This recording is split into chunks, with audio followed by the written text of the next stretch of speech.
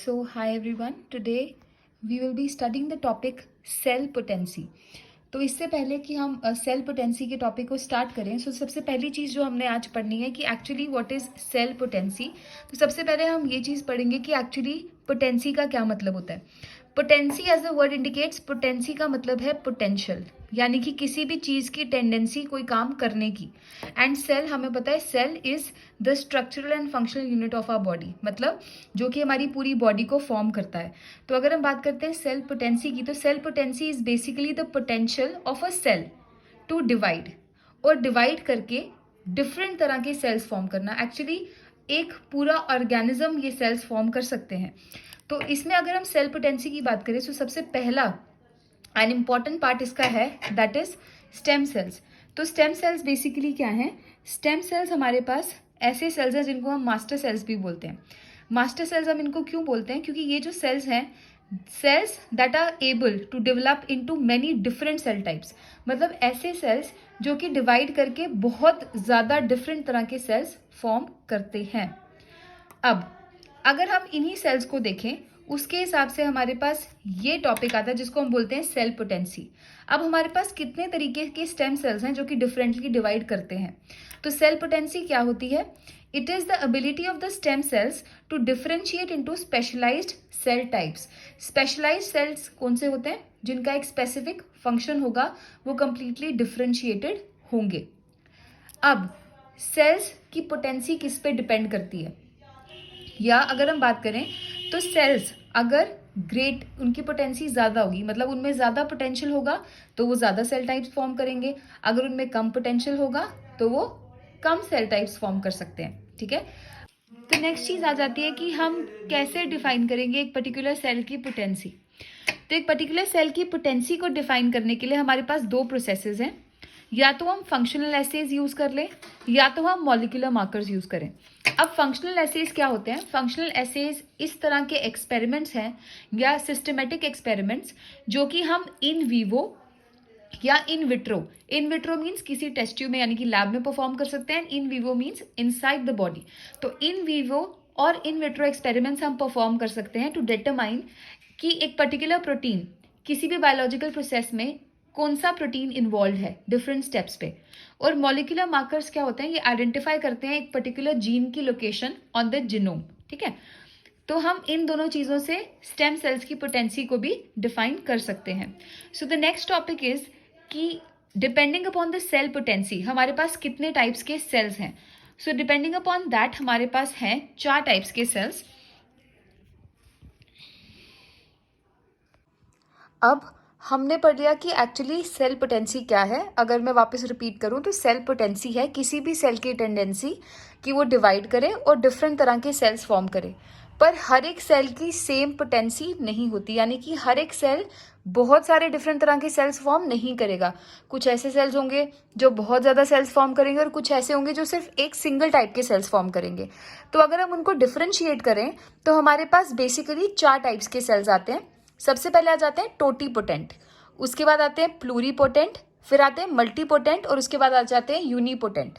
तो अगर हम बात करते हैं सबसे पहले, जैसे कि आप यहाँ पे देख रहे हो, so we have totipotent stem cells. अब टोटीपोटेंट स्टेम सेल्स क्या होंगे? टोटी का मतलब होता है होल. होल का क्या मतलब है? कि ये एक कंप्लीट ऑर्गेनिज्म तक फॉर्म कर सकते हैं. तो टोटीपोटेंट सेल्स वो होते हैं जिनमें इतना ज़्यादा पोटेंशियल है कि वो एक सेल एक कंप्लीट ऑर्गेनिज्म की बॉडी के डिफरेंट तरह के सेल्स फॉर्म कर सकता है.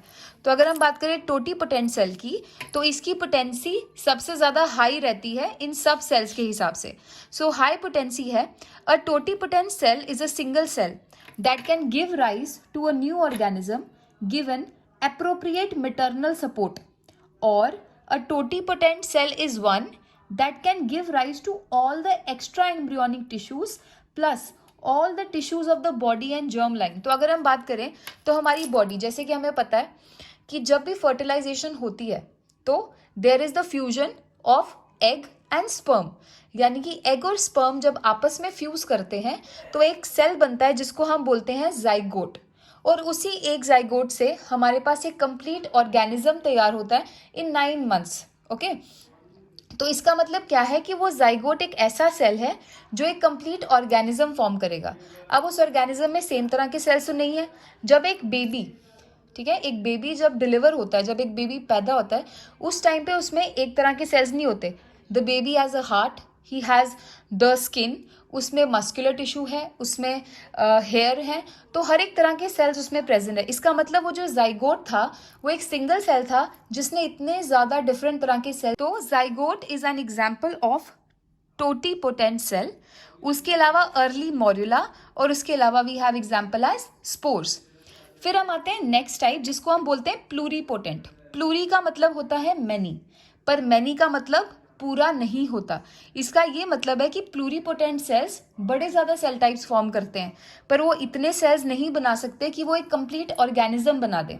इसका मतलब जैसे कि अगर हम बात करते हैं inner cell mass of blastocyst, तो आपको ये भी पता है कि जब मॉरुला स्टेज के बाद, यानी कि जाइगोट बनता है, जाइगोट के बाद मॉरुला बनता है, उसके बाद बनता है ब्लास्टुला, तो वहाँ पे हमारे पास एक इनर सेल मास होता है।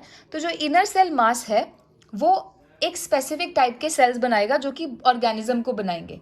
ओके, तो इसका क्या मतलब है कि इनर सेल मास पूरा ऑर्गेनिज्म नहीं बना सकते, पर कुछ डिफरेंट तरह के सेल्स बना सकते हैं। उसके अलावा आपके पास आ जाते हैं मल्टीपोटेंट स्टेम सेल्स। अब ये जो मल्टीपोटेंट स्टेम सेल्स हैं, जैसे कि आपको नाम बता रहा है, they are producing multiple type of cells. इसका क्या मतलब है कि ये बहुत सारे सेल्स बनाएंगे, पर वो एक स्पेसिफिक टिश्यू के सेल्स ही होंगे। यहाँ पे हमने बोला ये पूरा ऑर्गेनिज्म बनाएंगे। जो प्लूरीपोटेंट है वो डिफरेंट तरह के सेल्स बनाएंगे, और वो स्पेसिफिक नहीं होंगे कि वो एक ऑर्गन के ही होंगे, पर वो पूरा ऑर्गेनिज्म नहीं बना सकते। मल्टीपोटेंट भी डिफरेंट तरह के सेल्स बनाएंगे, पर वो एक स्पेसिफिक टिश्यू या ऑर्गन के सेल्स ही होंगे।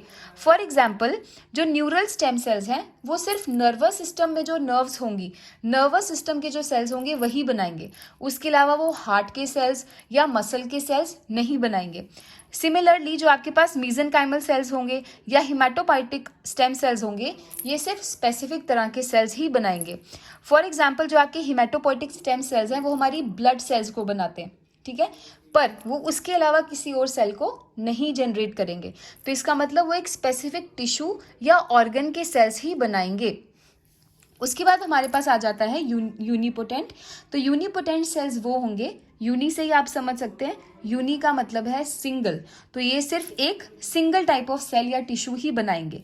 और इसमें आपके पास एग्जांपल आ जाती है जर्म लाइन स्टेम सेल्स, यानी कि वो सेल्स आपके पास आ जाएंगे जर्म लाइन स्टेम सेल्स जो आपके स्पर्म्स प्रोड्यूस करते हैं, and another is the cells that will produce the skin. So that's it. अगर कोई भी डाउट होगी तो आप मुझे कमेंट्स में पूछ सकते हैं। Thank you.